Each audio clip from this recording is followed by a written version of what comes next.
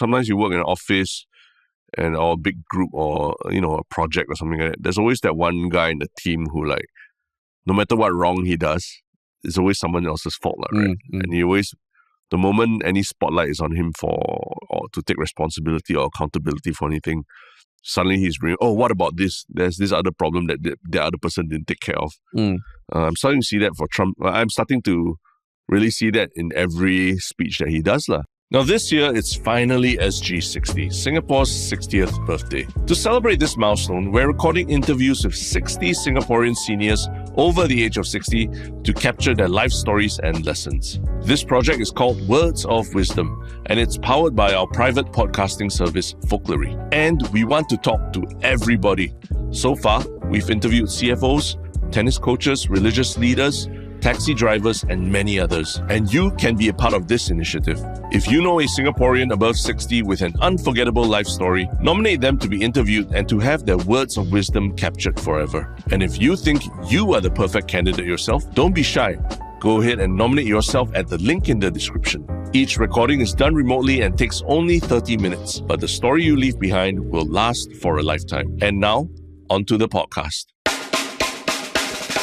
What's up, everybody? Welcome to another episode of Yala, your thrice weekly podcast where we talk about hottest news with a touch of what, Terence? Good old what, man. Humor. What, yeah. man? Yeah. What, man? Happy Chinese New Year, man. Yes, Chinese New Year specifically, not Lunar New Year. Not Happy Lunar New Year, apparently. Yeah. I had to correct you. Yeah, because I sent a very well-intentioned message, to our WhatsApp group, and the first thing that Terence replied with was like an article that said, think you're being culturally sensitive by saying Happy Lunar New Year. Yeah. Think again. Yeah. That was the greeting that I got. But that was just a FYI for you, because in case you go to friends' houses or that. Very passive-aggressive FYI. So that you wouldn't make the mistake. Okay, what's the TLDR of the mistake? The mistake is that a lot of people on Xiaohongshu and all these Chinese social networks are angry that, businesses in Singapore are saying Happy Lunar New Year rather than Happy Chinese New Year. Because it's, to them, it's the Chinese festival that's celebrated here, not the Korean New Year or the Vietnamese New Year or what. So it should be called Happy Chinese New Year rather than Happy Lunar New Year, which is a more generic term for all the Lunar New Years that are celebrated across Asia. Because a lot of cultures celebrate the Lunar New Year. Yeah. But did you have the article on hand already to just send to anyone who says Lunar New Year? Because that's something that you strongly feel also. No. Specifically you. I think, yeah. Because the cultural insensitivity and all that, I need to highlight He's right. Yeah. We had you and I have a very long discussion about Deepavali versus Diwali, right? So I think it's only fair that when something comes up about Chinese New Year and Lunar New Year, I also tell you. But in my defense, the discussion, I don't remember it being very antagonistic. I'm like, you want to wish me happy Deepavali? Go ahead. Go ahead. I never sent some article saying, think again, Terence. Yeah, this one, I quoted the article, but I didn't ask you to think again. I just sent you an article. Is that very aggressive? It's damn aggressive. A WhatsApp message. Yeah, you could have couched it, say, okay, this is an article, but just thought, it would be good. All you said was a link FYI. Yeah. How pegro is that? You're like Chinese New Year, that uncle that gets angry at the littlest thing. Yeah. No, but do you feel also like if someone say Happy Lunar New Year like face to face, will you be like, hey, hang on, I send you this article, or you'll be like, oh, thanks, but it is Chinese New Year, or is that something you strongly feel? No. I mean, I do these things half in jest also, right? Because there is a very big fear that the culture in Singapore is being subsumed into larger countries' cultures, right? That's why the Diwali thing got people talking. Even for Muslims as well, like what was it? Eid, there's Hari Raya, Adil Fitri. Yeah. And saying Eid Mubarak, Eid Mubarak instead, right? So I believe for Chinese Singaporeans also, now this has become a battleground, right? About whether it's offensive to say something other than Chinese New Year, right? Yeah. Reflective of the fact that there are a lot more other cultures living in Singapore as well, right? Yeah. So it's not just Chinese people that are celebrating during this New Year, but also there are also Vietnamese, Koreans and all, who are all living in Singapore also. I see. So do you accept that, for a generic Happy Lunar New Year greeting to any Singaporean, or is it specifically because Chinese Singaporeans are celebrating this, and because it's Chinese, it needs to be called Chinese New Year? Yeah, you're asking me, or you're saying out there? No, Just I'm as a saying question? rhetorically, that's the question that we have to grapple with as Singaporeans. But I mean, for you personally, I don't really care. But the more people tell me that you can't say, the more you want to say the more I feel like that's encroaching on our own independent thought, lah, right? Yeah. So you didn't send the article to anyone else? Huh? No, just you. Yeah, yeah, just you and the group. I mean, that makes me like a bit of warm and fuzziness in my heart, lah. Because you have the nuance to accept, a discussion like that. Imagine me trying to do this at my Chinese New Year gatherings. People probably I'll get thrown out of the house, right? No, because I mean, just as we were speaking, I was thinking, hey, actually, is like Christmas the only major celebration in Singapore that doesn't have controversy? But apparently, saying Merry Christmas is also a bit a bit triggering, lah. So you're supposed to say Happy Holidays. Correct. Yeah. So then it's like, whoa, shit. I mean, I guess every festival has that controversy, lah. And now we live in quite different times from before. Yeah. Where diversity is not as celebrated as it used to be, lah, right? Which we will talk about. Yes. But that's where, forcing people that you got to say things a certain way is kind of like, whoa, where did that come from? Yeah. So, I mean, like, hopefully everybody still had a good CNY break. How was your CNY break? I always love asking non-Chinese friends how the CNY break was. Okay, like, spent a lot of time with our kid. Yeah. Went for, like, walks and just trying to do stuff that it's harder to do during the work week. So nice, but not too much visiting. Just visited one friend's house for reunion dinner.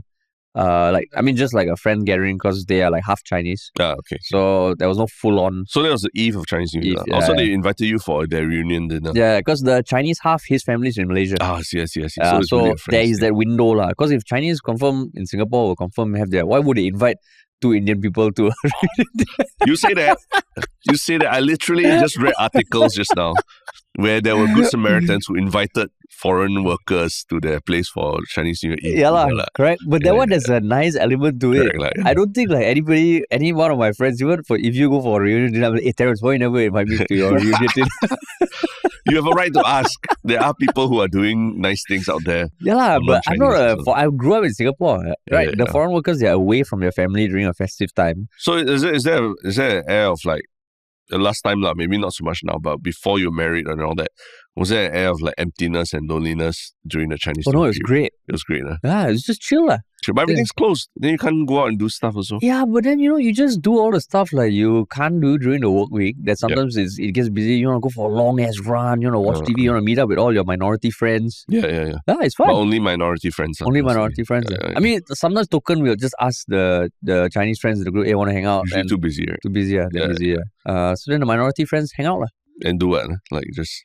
I mean, chill, like go to the beach, hang out with other minority people. Yeah. No, I did see a lot of like non-Chinese expats and all at the parks and all, like big gatherings, having a lot of fun. No? Yeah. A lot more fun than they normally look like they're having. And I mean, the roads generally were empty. I guess because people, they go on the road, they just go to another house and hang out there, or they stay at home, right? Yeah, correct. Because it was nice. It was nice holiday. For you? I mean, quite hectic. Hectic in the sense of like going from family to family and things like that. But okay lah. I mean, not too. I think maybe I just want to adopt more chill attitude towards Chinese New Year, and imagine that I'm a non-Chinese and how I would deal with it, right? Yeah. Where maybe it is rather than it's always like it's only about like you have to see these people. Maybe it should just be like you can go and visit friends also and see what.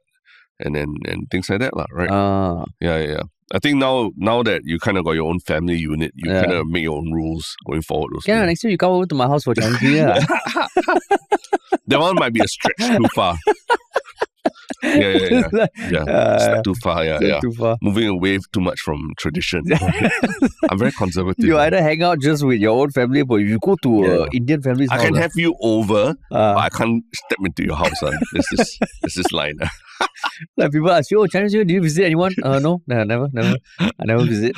Yeah. I had a lot of snacks over Chinese New Year, muruku and all those different things. Yeah, a bit strange, right? Yeah. But I mean, yeah, I think we talked about this previously. COVID kind of changed people's perception about the need for the whole family to come together. Right? Yeah. In certain ways, and this year again, I reminded again why maybe it's not the most fun to have everybody in the same room continuously for like multiple days straight, right? Yeah. That's true. Every family has these things. And I guess everybody who celebrates every kind of festival will relate to that. Yeah. Sometimes it's just like, just want to chill. Just want to chill. But yeah, it was good. Weather was nice. Yeah. And I mean, this kind of weeks are always weird when the holidays are in the middle of the week. And maybe a lot of people were flying abroad also. That's why it felt a bit emptier. Yeah. And us recording this podcast today is like quite interesting because I think a lot of businesses, they also, they pick very specific hours and dates to start work, kai gong. And I think today, like before 9 a.m., apparently was like, a big milestone or marker like that as well. So a lot of people were, just either going to office or logging in for a call just before 9 for the sake of like kai gong, starting the year on that note. I never heard of that before, even when I was in the corporate world. But I guess back then we were in office by 9 anyway. Really. Yeah. Or maybe back then, like, cause that was quite a while back then, right? Yeah, people maybe not so open about this kind of things, Or maybe they feel less of a need to enforce culture. Maybe. Because they feel it's eroding now. Correct. Now it's eroding, so people are putting it to work. Yeah.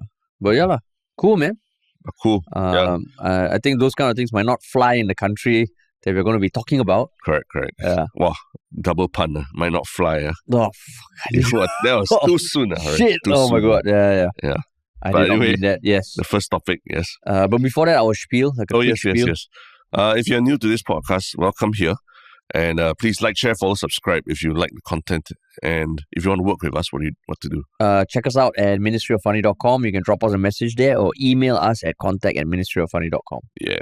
Cool. Okay. Right. The first topic and the unintended pun just now is because the first topic we are going to be talking about is one of the things that have happened since the horrible air crash that happened in the US.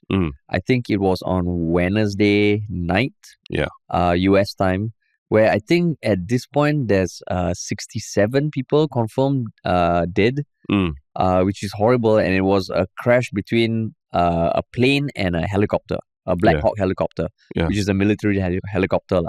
And I mean, it's a horrible tragedy.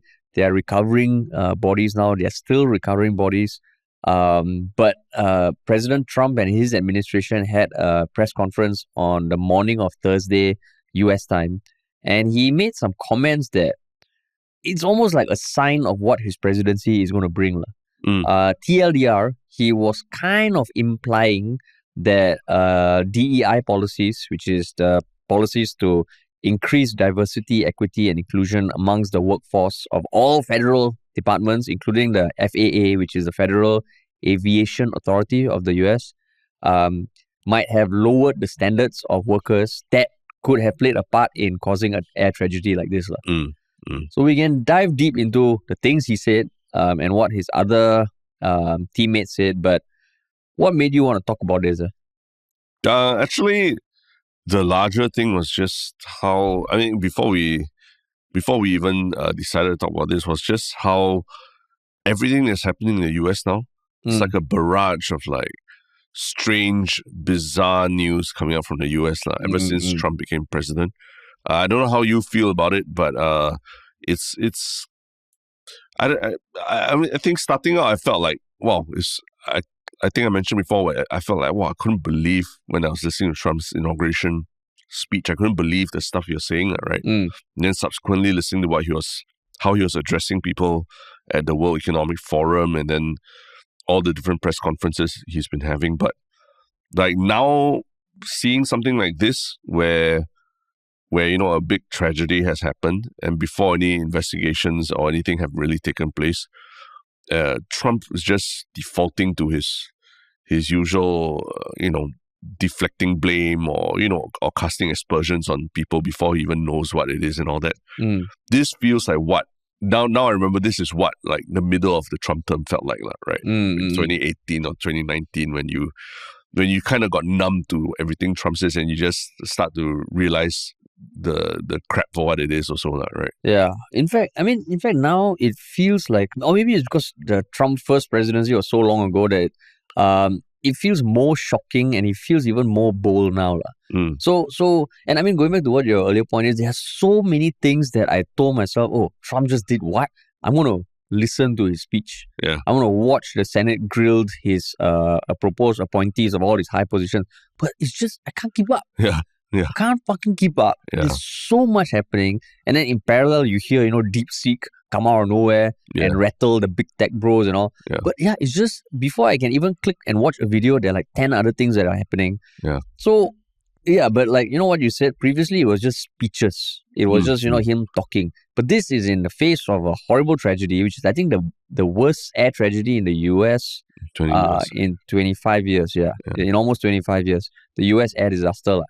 So basically at the press conference, he started off, with the usual things about how, it's an hour of anguish for our nation. Said that, the military and the Coast Guard were very fast. They were mobilized immediately. Thoughts and prayers and starting to try to bring the country together. And then he starts off, we do not know what led to this crash, but we have some very strong opinions and ideas. And I think we'll probably state those opinions now because over the years, I've watched things like this happen. And as I say, we're always investigating. And the investigation 3 years later, they'll announce it. Then he goes on to say that the standards that were high for the aviation system were lowered by Obama. And then he brought it up again. And then when Biden took over, he brought them to lower levels than ever before. And he put politics ahead of safety. Yeah. And then he went on to imply that this sort of roles like air traffic controllers should be given only to the people with the highest merit, highest capability, highest intellect. And DEI policies where it is not merit-based might have a thing to do. And then he had journalists pushing back. And I think certain things even, they were saying, okay, you yourself said the investigation is still going on. Yeah. But what makes you have the capacity to say DEI may have had an issue? And he replies with, because I have common sense. Yeah. And a lot of people don't have it.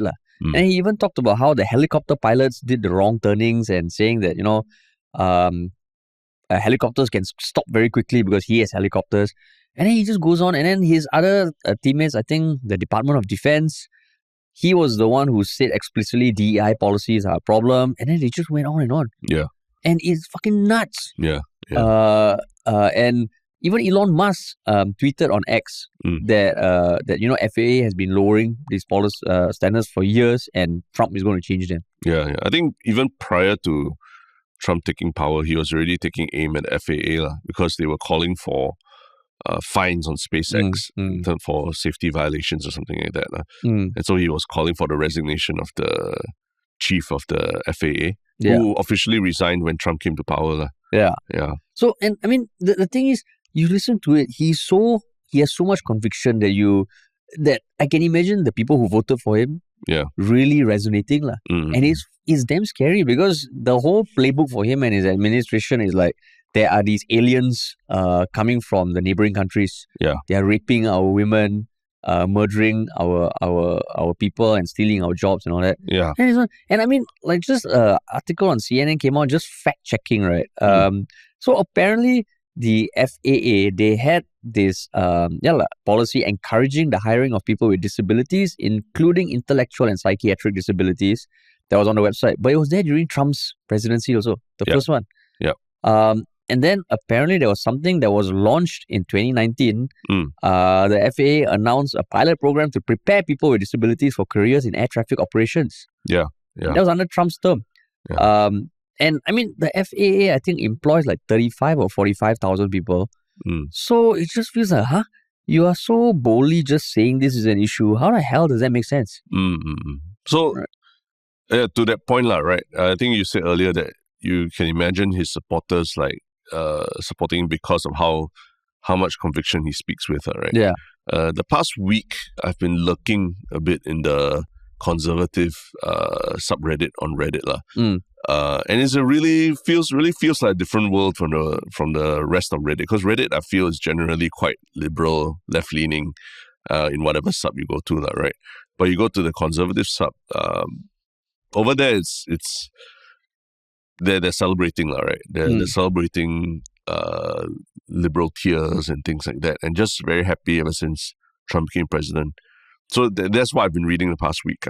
But when it comes to this incident, actually, this is where I've starting to see some pushback against Trump. Oh, even in that, so it's quite shocking. Where the headline I'm reading is, "This tragedy of American Airlines is an example of why we need more accountability in government."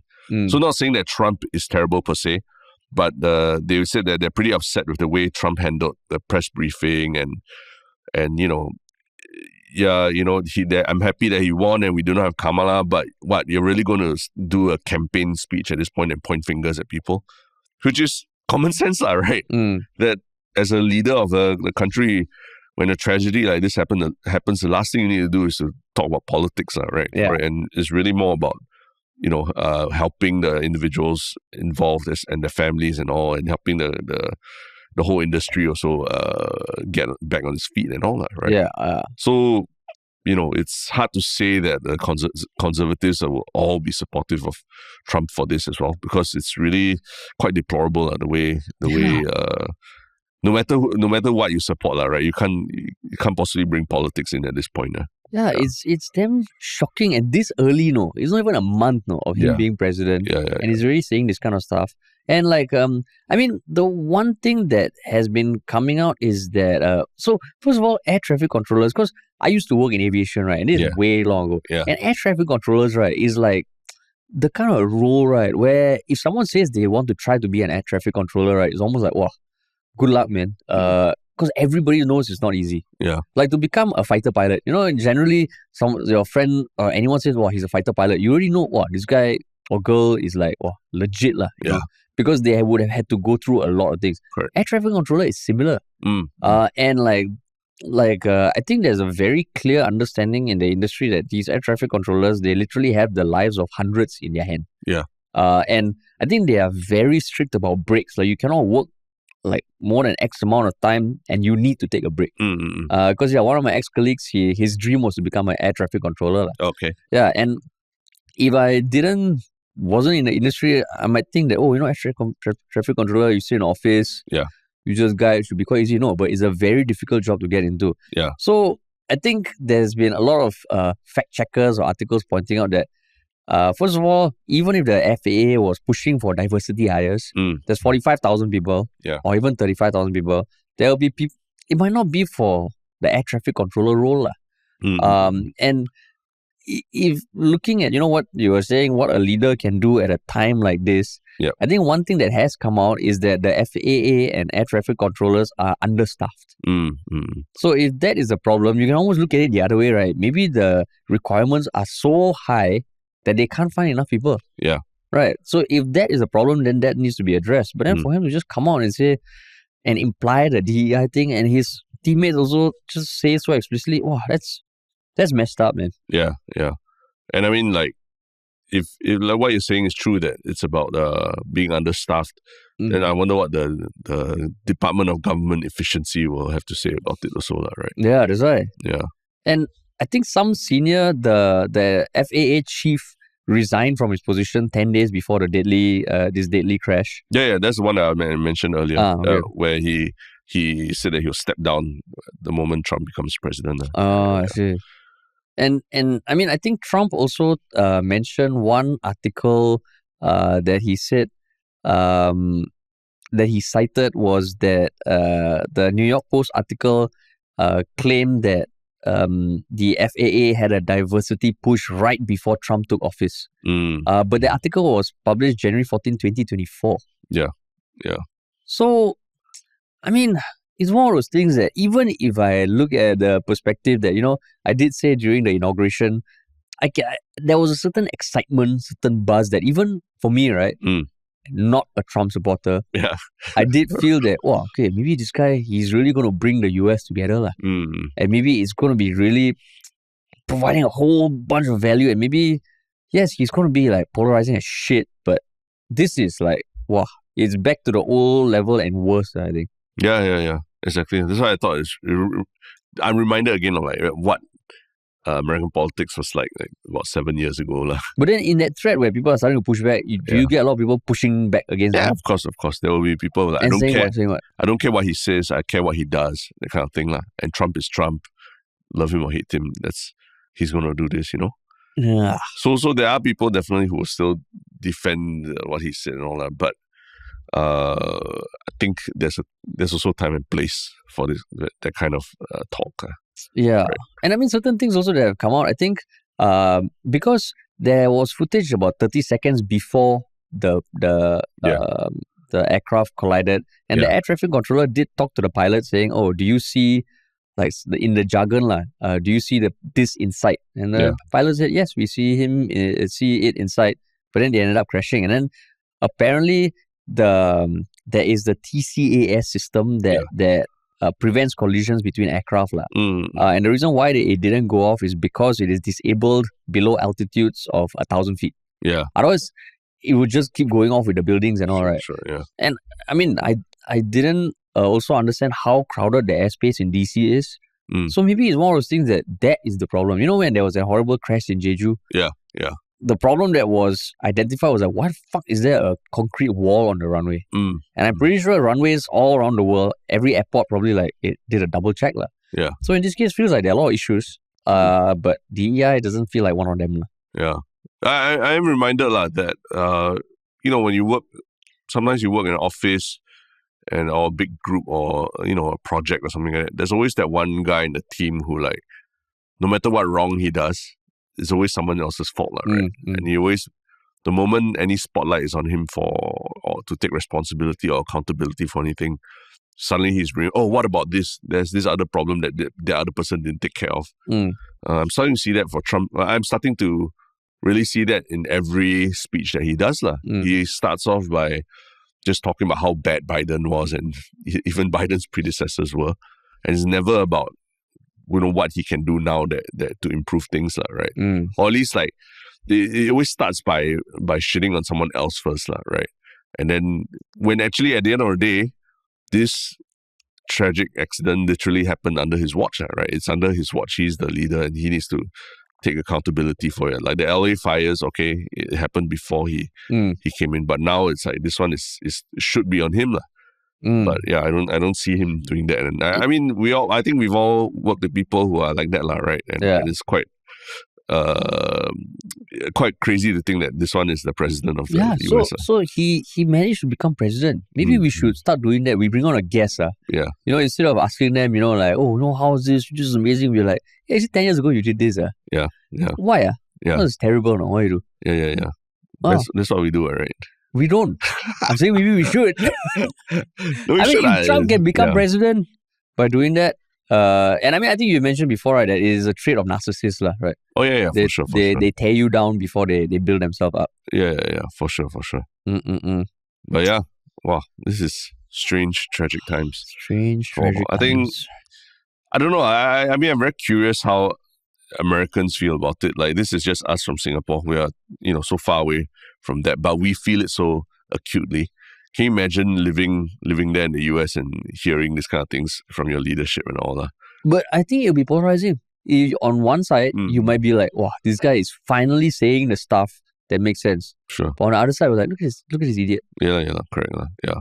But I mean, let's say go to one of the coastal cities, the bit more like New York and San Francisco. I wonder how people there are feeling about it. Other than the fact that they probably voted liberal, voted for the Democrats and all that, right? But now that the reality is Trump is the president, how do they feel about it day to day? That's what I'm curious. Crazy, yeah. Yeah. And then you look at local politics, you're like, wow, this is... maybe that's why, we always hear the rhetoric, it's so, be grateful for what we have. Yeah. We don't have this. Yeah, these kind of crazy things happening. Nuts. But it's a sign, it's a sign of things to come. A sign of crazy, tragic things to come from Trump's mouth. Yeah. But speaking of people not taking responsibility for the actions or moving forward thinking that they have a very clear conscience for wrong things that they've done. There's someone in Singapore who also recently did something, but he believes he didn't do anything wrong and his conscience is clear. What did this man do?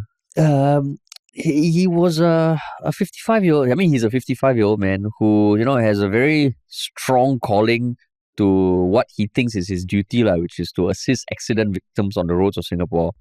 And to better do that, he actually has modified his car with 4 red and blue warning lights and added emergency response team stickers to his vehicle. Yeah.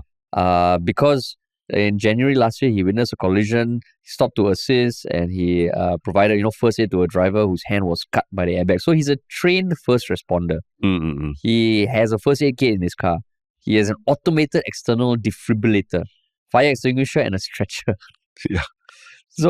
So I guess maybe he felt that he has all this, he has the skills. Let his vehicle be even more equipped. Yeah. And he installed warning lights, but he has been fined. Yeah. I think it was when he was assisting the driver on the PIE that the police officers asked him for his lights. Yeah. And he could not find it. And they asked him to send his car for inspection, right? But he refused to, I think. Yeah. Yeah. And then he got a fine for installing the warning lights without authorization. But he didn't comply because he has a clear conscience. Yeah. So what do you think, Terrence? I mean, the first thing is that there's this. I find it quite funny, I don't know, and I don't. It's definitely not just a Singapore thing, but maybe in Singapore because we've all gone through like the military and everything before, right? Yeah. Yeah, there are some people who like to do this live action role play kind of thing of being like service, you're related to the civil defense or the army, and that even outside their civilian lives. So, so they will wear like harnesses or like that kind of the SBOs and stuff like that, their day-to-day kind of life, and sometimes it's very innocent, like they just do it while, say, biking, like mountain biking, or they do it while playing with like air pistol, what do you call it? Paint guns, like paintballs. So you say role play as enforcement? No lah. No, like live action role play. Is that whole hobby in the US where you dress up as like medieval knight, then you go and meet other people dressed as medieval knights, then you pretend to have like a medieval battle or things like that, right? In Singapore, some people do that like as a more like military style, right? And then they do it in their day to day to look tough or look. But mountain biking got? No, I think it's just the whole. They deck themselves out with spandex, is it? No, spandex. Like I'm talking like all the military style, like is standard it? battle order kind of stuff. Yeah. Or they take their paintballing very seriously, and then they have a lot of gear, and then they Camo fix a lot and of stuff, like that, fix GoPro, all these things. So I find those still quite innocent and fun, right? But there's some people who take it into the day-to-day life where, like this guy that has pretty much decked out his car as a makeshift ambulance, right? With a stretcher and everything to help people. And yeah, they really do get a kick out of this kind of like, I don't know, this feeling of maybe it's a feeling of expertise or authority that gives them some purpose or meaning in their lives. But you're trying to do good, what, Terrence? No, but there's a lot of different ways you can do good. You can go volunteer and help people who actually need help, but you, rather than driving around and being a first responder and helping to respond to medical emergencies and things like that, because at the end of the day you're trained as a first aid person, but doesn't mean that you can diagnose everything, the problems that a person has, right? Yeah. Just because they have a cut on the hand doesn't mean that you should be moving their hand. How do you know the hand's not broken and stuff like that, right? Yeah. So it's like, anyway, I was just pointing out that, there are some people who enjoy taking part in this live action role play beyond army, because I think maybe everyone got a lot of taste of it in the army, or some people, they did their 2 years in the army, but they didn't get to do what they wanted to do, right? Be combat staff or be a combat soldier or whatever. So they take that mindset and that those fantasies of being like, in combat roles or medics or something into their day-to-day life, and they take a lot of pride in it. I don't remember years ago there was this guy at the library who, I think he was very angry when someone told him to keep quiet. Then he made a big ruckus about being a plainclothes commando or something like that. And then he was shouting at the people in the library, "No, why I'm plainclothes commando, one shot, one kill," or some crap like that. So it's that kind of mindset, like that. A lot of Singaporean men, I think, who were very unfulfilled in the army, or maybe they were disappointed by the army experience, and then they just built on it themselves outside. You wouldn't call it self-radicalizing, but self-indoctrination in some ways, right? Yeah. Oh, so there was a thing at North Point Library. When was that? 11 years ago. Yeah. Yeah, he confronted the person who complained about him, and that person used a phone to record him shouting that he's a plainclothes commando. Oh my God, one yeah, shot, there's a one kill. video. Holy It was hilarious, lah. It was hilarious. But yeah, I see a little bit of that kind of Call of Duty energy in this man also. So basically, because I've always wondered when you hear people with weird like fetishes, right? Like sexual fetishes, I wonder like, how do you discover that? So you're saying the professional fetishes, army is what gives people the opportunity to discover their professional fetish. Oh, there's a lot. You mean, actually, yeah, there are a lot of people who like they take reservists way too seriously, right? Like they want like every civilian man to like sacrifice their life. That's their kink, like. That's their kink. They love the hierarchy. They love the authority. They love the rank that unfortunately civilian life doesn't provide, right? I mean, ask you now, who are you, a master or slave in your household now? Some parts like master, but a lot of it is a slave. Mostly a slave, right? If you're cleaning the shit, if you're cleaning the sink at the end of the night, you're more likely the low-ranking private at home, right? Yeah. And then even at work also, even running your own business, you're doing all the saikang and shit also. Yeah. So you lose that sense of like authority that maybe you felt when you were in NS as an officer. And you need to try and get that back, lah. So I mean, I know a lot of people like that. You know a lot of people? Yeah, I know some people, people like that. But I mean, you think about it, it's human nature, right? The whole thing about what are dominatrix and masochism and all that. Yeah. I think if you read any interview with dominatrices, or people who engage in that sort of thing, I think there is this stereotype that I'm assuming has some truth to it. There are a lot of people who like to be subordinate, right? And dominated, right? Tend to be very powerful in their day-to-day lives.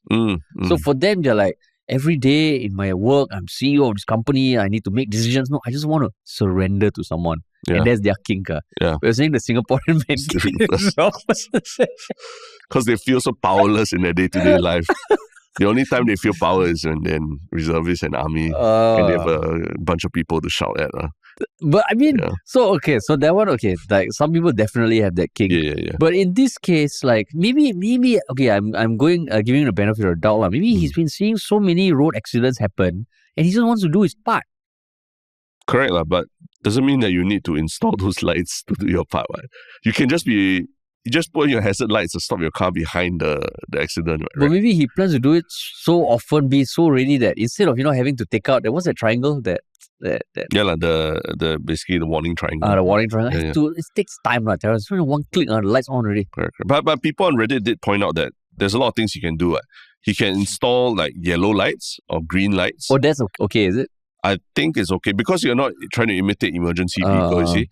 He can put LEDs around his whole car. He can be like the uncle who rides around the estate, right? Put LEDs around your bicycle and all. Yeah. He can do that, right? And it would still be, it will attract enough. It will stop people from crashing to the crime. Actually, that one I think right? car probably cannot. No? Probably, yeah. There are probably restrictions. You see those cars with the blue light below. Blue lights. Yeah. You can do a lot of things to attract attention, also, right? Because some people point out that let's say if you're driving past and you see that there's a vehicle with a red and blue light already that parked there, you might already think, that means you might think that the help is there already, and then you're just like, okay, move on. When actually maybe they really do need more help and someone needs to like really call an ambulance properly. Because you don't know if this guy, maybe because of his fetish, he won't call the ambulance first. He'll be like, let me take care of this first. I go and bring home first aid. Bring home. I send you, come in my stretcher. You slide down my stretcher first. And then I know only one person, but I will carry you in my stretcher. Yeah. So people might be mistaken that he is actually able to offer help. And that's actually dangerous, right? Because we're talking about where minutes can actually matter in someone's life, right? Yeah. So people are pointing out that even if he wants to do it, he doesn't need this red and blue lights, and it's obvious that the red and blue lights gives him some kind of power trip, thinking that he's an emergency vehicle. Yeah. Because, I mean, like, if you want like enforcement of laws, there are that group of people, the neighborhood watch committee, right? Yeah. So they are empowered to do their duty. Yeah. On the road, right, I think this one really is a stretch because the road inherently is really so dangerous. Then if he's just labeling himself as like a first responder, I mean, it's a noble duty, but bro, then go and work with SCDF or something. Yeah. You can go and volunteer to do a lot of things. Go and teach people CPR and all these things. Yeah. I mean, that's where I think his conscience is clear, but he still did something wrong, right? But his conscience is clear, Terence. No, but I mean, the whole point is that he's getting in the way of like actual help getting to these accident victims and all. Yeah. That's why I think it's the people like that, I think, needs to be clamped down on. Yeah, actually, wait, like, what? No, because I'm looking at the guy who was mentioned in that article, and I thought like sorry, my Google skills left me incorrect. Yeah. No, nothing. But in that article, there's also a link to this other guy. I know this is from last year, but which I didn't know. He decorated his MPV to be a polite vehicle. You see? So it really looks like a fucking police vehicle, and instead of police, it's polite. Yeah. He also says that he thinks that the roads are so dangerous and the driving culture is not gracious, especially during peak hours. I want to be noticed. I want the attention. I want people to see me and slow down to avoid a collision. Yeah. What the hell? So this also is a problem, lah. It's said to be investigating, but no update on that, lah. But yeah, I think one of these things that you give yourself the authority that you don't have, that's a problem, lah. Yeah, exactly. Hard to defend, lah, bro. Yeah, I mean, because I think like even those vehicles that from insurers and all that come to assist you during accidents, they also have lights, but it's usually yellow lights also, and they're all like hazard lights, kind of like usually yellow lights. I remember, so there's no reason that it needs to be red and blue flashing lights. It's just he just wants to imitate a police car or ambulance. Yeah. So it is a whack job, man. Whack job. It's a whack job. Whack job. You think he should be? So how do you think they should rehabilitate him? Like, should they? Like link him up with some place where he can answer his calling. Yeah, exactly. Yeah. I mean, if he has the passion for it, then just you fine him. Yeah. Make sure he pays the fine, but you empower him. Yeah, get him to go and be the private ambulance for Stanchart Marathon and things like that. Yeah, right. Where he can really drive around and be the sort of the first responder. Because you always see that in like job descriptions, right? I want someone with initiative, right? When you hear these big entrepreneurs talk about this 14-year-old guy who coded his first game, you're like, this guy got initiative. This guy got initiative. He got initiative, man. So yeah, like of course, what he did goes against the road rules, so fine him. But hook him up, man. Yeah. I mean, do you think that this guy is like he's actually trying to be a superhero, like trying to be Batman or something? And maybe that's just one step too far. I mean, to be honest, if he wants to be Batman and he has a net positive outcome and he's not breaking any laws, endangering people, actually helping people, then by all means, man, give him a cape. But Batman is breaking laws, essentially, right? Yeah, so that's why this guy he can't be doing this on his own. Yeah. He can't be this is really the SG road vigilante, Yeah, road vigilante. But he's helping people. But Batman also is a vigilante, right? Correct. Right. Yeah. So no, like empower him, give him a cape if he wants. Yeah. But make it official. Yeah. Crazy. Oh, well, that's the crazy world that we have started with in 2025. But yeah. What about your one Shiok thing, man? Why don't you comment? Why don't you comment? This one was just something that I thought was quite interesting that was brought up as a potential topic for Yala, but I don't think it's a Yalabat topic that we will talk about. But might be worth just talking for a quick one about it, where I think Furby bot message asking us about our thoughts about the shower in the morning debate. Oh, yes. Where basically now there's a debate of whether showering in the morning is necessary. Apparently, even like I think in Malaysia, people are making a lot of videos saying, making fun of Singaporeans for not showering in the morning or something like that. Yeah. So it's a thing on TikTok that was trending, is it? Yeah. I don't know. I started to see a couple of things about it maybe a month or two ago. And I was quite taken aback by it. For one that I remember very distinctly was Grab, Grab SG. They made a TikTok video saying something about what young, I don't know whether they made it about race thing, what we don't understand about young Chinese millennials or something like that. It's very specifically like a racial Grab. thing. Yeah. And then one of it was like not showering in the morning, one of the points. And they made it like I think they don't know whether they were dancing to Apatu or something like that. But that was one of the things in that listicle that they did as a TikTok video. But I've started to see a lot more discussions about it on Reddit as well, where there's a lot of it becomes a very racial thing also where they're saying Malaysians are basically saying that Chinese Singaporeans don't shower in the morning and are very stinky and all that So the debate asked a question, right, Terence? So answer the question, the post, the comment.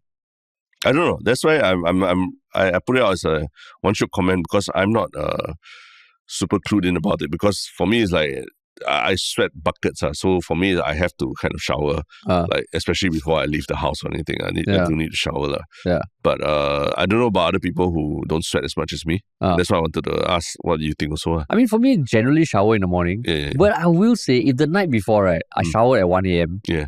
And if the night was a very cool night and all, and depends, if I'm going down to do a chore or something, then I won't shower. Yeah, then I'll just shower after. But if I'm going to work or meeting, generally I'll shower. But where do you think the racial element of it is coming from then? So the racial element was the Chinese Singaporeans, is it? Yeah. So I think Chinese Singaporeans are being singled out for this particular behavior, as even evidenced by like what I saw in that Grab TikTok video. Chinese Singaporeans? Yeah. Oh, I don't know, man. Yeah. So I was like, oh, okay, quite puzzled because I understand in Singapore, our weather is usually quite punishing, quite unforgiving, even overnight and all that, right? But I got a theory. Well, what's the theory? Because I know growing up, right? Yeah. As a Indian person, there was I can't remember where the rhetoric came from, but like, hey, you better watch out your BO. Yeah. You better take care. You better make sure you got deodorant and all. Yeah. I just always like, okay. You mean from family and all that, or what? I think so. Okay. But I also feel like socially among friends and all, like, or maybe not among friends, because that whole stereotype, which as much as I hate to admit, it does happen once in a while. Of course, I can't conclude, but you go into a lift or someone comes into a lift and they see, Indian person, and then they hold their nose. Okay. So there is this belief, or there's this thing you keep hearing, Indian people all smell of curry or coconut oil. Yeah. So from young, it almost feel like, hey, you have to prove it wrong. to prove it wrong, you shower, you scrub and all. Yeah. Whereas, quite often, a lot of the source of these things were from people who were not of the same race, Yeah. And chances are they might happen to be Chinese. So maybe there was this for the minorities, or at least the Indians, there was this, affirmative BO action. You preemptive cleaning. And because we always felt we had something to prove. So I would imagine on the flip side, if you don't grow up with this kind of thing, you rest on your laurels. You're like, I don't stink in general, so okay. So there's a theory. But BO, for me, I always felt BO is quite like across all races. Yeah, but I don't know. and everything. Yeah. Like I've always felt like Indian people, like there is this notion that you better scrub because your default, right, is curry and coconut oil. That's your natural sense. Coming from friends or anything. Friends, I would say, I wouldn't say it's family. There's like good intentioned advice or what? Well, No, I wouldn't even say it's advice. There's almost this belief okay. that You have to do it. If you're Indian, at some point, you reach puberty, the coconut oil will start coming out or something. But that's what I was going to say also. I mean, I don't know how true it is, right? But I read recently about someone who was on a keto or like protein diet and everything, and he just ate these really, really fat like burgers every day. And after a while, his palms started turning yellow because they would secrete a lot of the cholesterol and the fat that was like he was consuming, you see. So there is a possibility that today our diets are much, different from like 20 years ago and everything. And when last time, maybe 20 years ago, with the weather and everything, it was okay to maybe not shower in the morning, not so bad, right? But amongst Chinese people? No, I'm just saying in general, Singaporeans. Right? But then our diets have changed and we eat a lot more nutrition-rich food, right? And that might end up our secretions might smell more than before. And that's why now maybe there's like a bit more like even people are reacting even more now. But why the Chinese singling out the Chinese? Anything from your like growing up? Did you grow up with a feeling that you didn't have to bathe? No, never. But I come from being fat my whole life, right? So being fat, maybe I also have a bit of that, hey, you fat, you better go and shower more. Later, it folds, the sweat all caught there. So my whole life, I've kind of been conditioned that I have to be like, try to be cleaner, and it's true, right? Like when you're big size and all this, everything gets trapped and all that, right? So maybe I think a bit differently, but it came to that point again where I was thinking about the use of the bidet, right? The bidet one, I think you also would say that, hey, how come Chinese people don't use bidet? Yeah, correct. So I don't know whether that's like because of that, there's people have this link of like Chinese people don't use bidet and don't shower. Or don't use water to clean. Just use tissue paper. And that's why automatically now suddenly Chinese Singaporeans being singled out for it. Yeah. Wow. Interesting. Yeah. I mean, the bidet thing, I would say like more of the Indian, and I would say for the Malay and Muslims also, they tend to use bidet. Yeah. That's my hypothesis, which I think is true. Yeah. Whereas for Chinese people, it's like, why? Yeah, you look at, if you Google Chinese Singaporean shower in the morning, top video that came out for me was Noah Yap's Instagram video 3 days ago. Honestly speaking, do you shower in the mornings? And Mr. Brown also, Kim Huat and taking showers. So it is a discussion that's going on. I mean, there's also that stereotype. Apparently, like in a lot of Chinese people bathe at night. Bathe at night. Oh, yeah. Huh. Interesting. I know one thought process I've also come across amongst friends is that the bed, right, is sacred. Okay. So anytime you're going on the bed, you need to be clean as fuck. Okay, yeah. So I don't know about that person in particular, but I would imagine that they would shower at night. Yeah. And if you spend the night in your sacred temple of a bed, you wake up in the morning, you are cleansed. So why shower? Yeah. But before you step on the bed, or before you go on the bed, you must be clean. Yeah. Oh, acceptable. Yeah, acceptable. I think it's acceptable. Yeah. Because, I mean, then the other thing is like, does everyone shower at night before you sleep? That is another question. Yeah. Right, which I think will also be quite polarizing. Yeah. So interesting that this debate is happening. I didn't know it was that wide across the internet. Yeah. But that was a one Shiok comment. What's your one Shiok comment? My one Shiok comment was also by Internet Lurker 96. No, mine was by Furby Bot. Oh, Furby Bot. Yeah. Oh, mine is Internet Lurker 96. It was a question. Do you believe Yalabat will also be able to snag PM Wong for a guest episode before the upcoming GE? I mean, I was happy to see that some people pointed out that, it might be difficult because the questions that he answered on other podcasts that have appeared clearly scripted. Yeah. And I mean, I will say that when a minister or someone comes on where there is almost like we are working in partnership with them, right? Yeah, there are some parameters we have to play within, but we still will always try to push. And we still will try to get as many of these political leaders or MPs on our podcast. Because we do have some super exciting plans for GE. I think we were quoted in a Rice Media article as saying that we are working on something that no content creator has ever done for a general election. Yeah. And we mean it. Yeah. But yeah, so we're going to keep trying. And just for people to also understand that just because someone shows up on our podcast doesn't necessarily mean we didn't reach out to them. It might be just that they don't want to come.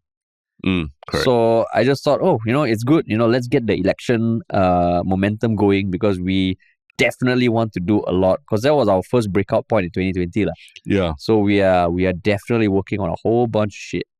Yeah, I guess the big difference between now and 2020 is that we know that our podcast has affected, politics in Singapore in some way. Even the littlest ripples. Taken up time in Parliament. Got, talked about Tan Kin Lian's views about certain things and all that. So there is a bit of where we're looking at it like, what role are we going to be playing this election, right? Are we just going to be there to parrot, be, press releases, or just, repeat what politicians tell us also, I think we want to try to go a bit deeper than that. And that's what we're thinking very carefully about, and not just like scrambling to see which personality we can get on the podcast, right? Yeah. But we are spreading far and wide. If anybody has any links or connections, right? Please do hit us up, man. Yeah. But yeah, that was my one Shiok comment. What about your one Shiok thing, man? My one Shiok thing is this news that Singaporean chef Matthew Leong has become Asia's #1 and the world #6 in the prestigious cooking competition, the Bocuse d'Or. So apparently Matthew Leong is the executive chef of a 3 Michelin-starred restaurant in Norway called Rena. And yeah, he came out #6 in this very prestigious fine dining competition.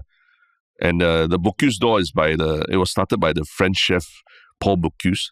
And I spent a bit of time in the city that he's from, Lyon. So I always known a little bit about him and this competition. But yeah, quite amazing. This 30-year-old Singaporean has, become quite one of the. I mean, not only is he like he's executive chef of a 3 Michelin-star restaurant, but he's also joined one of these like almost like culinary class wars kind of competition and led a team of other chefs to rank #6 in the competition. So this is an actual competition. It's not a TV show or anything, right? Yeah. So I was like, I tried to see if there were live streams of it. I think there were live streams of it, but you can't find like the full videos online right now. But still, it looks pretty badass. Still, there's a video. I think there's some videos of the highlights of it, and it looks quite intense. Where they, there was an audience, and then they are like cooking in front of the audience in this big warehouse-like thing, and all the chefs, all working in tandem. It looks quite impressive that the Singaporeans at the front of it. And does he have his own restaurant in Singapore or anything? Don't think so. I don't think you would if you're running a 3 Michelin-star restaurant elsewhere also, right? Wow. That's insane. And the stuff that they created is quite impressive. You should put a link to the video. It's quite impressive. 30-year-old guy. Yeah. Wow, solid. I mean, he should be given the same reception that, like Max Meter gets or something. Yeah, I think he will. Yeah. Because I mean, that competition has been going for quite a while, right? Yeah, since the 80s. Since the 80s. Wow, solid. Congrats, man. Congrats to Matthew Leong. Cool. My one Shiok thing is a lot more superficial. Okay. It is the latest season of Singles Inferno. You have shown your true colors. Yo, man. It is so damn watchable, right? I think just a week ago, I was like, hey, you got to catch this season. And you're like, I tried the first episode and I was like a bit slow, but holy shit, over the past few days. So you asked about Chinese New Year, right? Yeah. Yes, we were spending time with our kid, but when our kid was sleeping, Singles Inferno. And episodes are so long now. Yeah. They're like an hour and a half per episode. Exactly. Crazy. It's like a feature film. Yeah. But I mean, when I was reading up online, for those of you who are not aware, is the 4th season of this show called Singles Inferno. That is another Korean show that has taken the world by storm, where they bring like 6 or 7 men and women on an island, and they have all these challenges, and the whole goal is for them to find love in like 12 days. And every day there will be a challenge that the winner, if they win, they can choose a member from the opposite sex to go to paradise, which is just a one-night hotel stay. Yeah. And because, I don't know, it's a lot more conservative than a lot of these other Love Island shows and all. It's not about the sex or the hooking up. It's just about the social interactions. Yeah. And then it's damn fun when you watch it with someone else. Again, I don't think I will watch it alone, but when I watch it with my wife, we'll pause it and then we'll comment. We're like, hey, what do you think? This one. You'll pause it to comment. Pause, yeah. You never book a room, co-working space to discuss it. That'll be after the season finish. Because I also think they do a very smart thing. They release the first 4 episodes, then the next 4 episodes, and then the final 4 episodes, right? Correct. And I mean, just the way they edit it and all that, it's just a fun watch. Whenever I try to tell people, sometimes they're like, it's so trashy. I'm like, I wouldn't actually say it's trashy because, of course, you have to take it with a pinch of salt that, the producers probably have a way of nudging people to do things, but it feels like it gives you a peek into the culture there. How young Koreans speak to each other. Yeah, and the things they talk about and the things they look for in relationships. Yeah. What have you noticed about are you quite unique in the way Koreans date? Or I mean, I think one thing that you pointed out to me, I think outside of this podcast, that there's this often thing, can we speak casually? Yeah. And there's this thing about the Korean language where there's like formal Korean and casual Korean. Because whenever you see the subtitles, you're like, what does that mean? What the hell does that mean?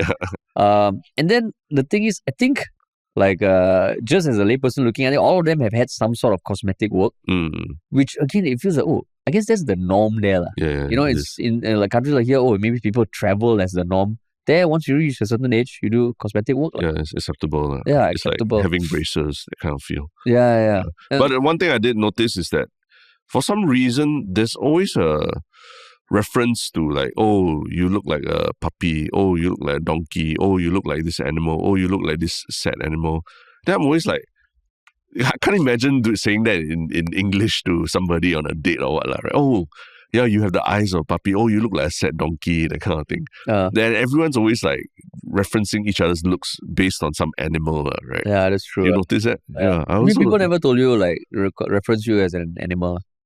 Only the cute ones, right? But not like what? Not donkey, right? They'll say bear or something like that. Or they won't say donkey, right? Donkey is like pretty aggressive. Yeah, no, but I was thinking it could be just a cultural thing, similar to how when you talk to a lot of people from China, there's a lot of emphasis on your constellation sign. I mean, and things like that. What year you were born and what animal and all that kind of thing, right? So for Koreans, it could be completely acceptable to talk about your looks relative to an animal, like a wolf, a fox, or things like that. Yeah, that's true. That's true. Yeah. And also like the thing about how a lot of the funniest or most insightful conversations happen while the women are putting on makeup. Yeah. And it's damn stereotypical, who go for makeup, but it feels like makeup is really a big part of their day. It is. Maybe there's because on a TV show and all, but that's one big thing. And then there's a certain like respect, and it feels like, you watch all the Western shows like Love Island, they're like getting under the sheets. There's literally a show called, I mean, it's about you can't have sex. Naked Island or something, is it? No, like the goal is to not have sex. Oh, I see. Okay. Because, like it's such a primal thing. Whereas this one, it's always the conversations that are quite insightful. And I always wonder how, I mean, there's so much content that comes out that there must be a certain level of them actually just being themselves. But then how do they get used to all the cameras around? I know last time we had Vinny Sharp on our podcast talking about Singapore social. He said there are so many cameras around all day that you get used to it. Yeah. So I mean, now the next 4 episodes are going to drop February 3rd. I know. It's very painful every time I finish all the series episodes, then I have to wait for the next one. Yeah, I think I'm going to have the Singles Inferno Blues, which I had for season 2. Yeah. Same thing. After, I feel like these are my friends. It's true it's always fun to follow them for a while on Instagram after and find out what their lives are like. One of them reminds me a lot of Tristan. I always one of the guys for some reason. One of the most popular guys. Yeah. Right now, Tristan. Tristan, I think he might have caught a bit. Actually, if everyone's watching it, right, try and guess which one reminds us of Tristan. Yeah, correct. But it's a freaking fun show. Yeah. So Singles Inferno 4. Singles Inferno 4. Cool, man. Cool. Awesome. All right. Happy Chinese New Year, everybody. Happy Chinese New Year. And remember, follow us on social media. If you haven't told someone about us before, please do. And follow us on Instagram, TikTok, Reddit, YouTube, and Spotify. And if you want to work with us, check out ministryoffunny.com or email us at contact@ministryoffunny.com. Awesome. Thanks for listening, everybody.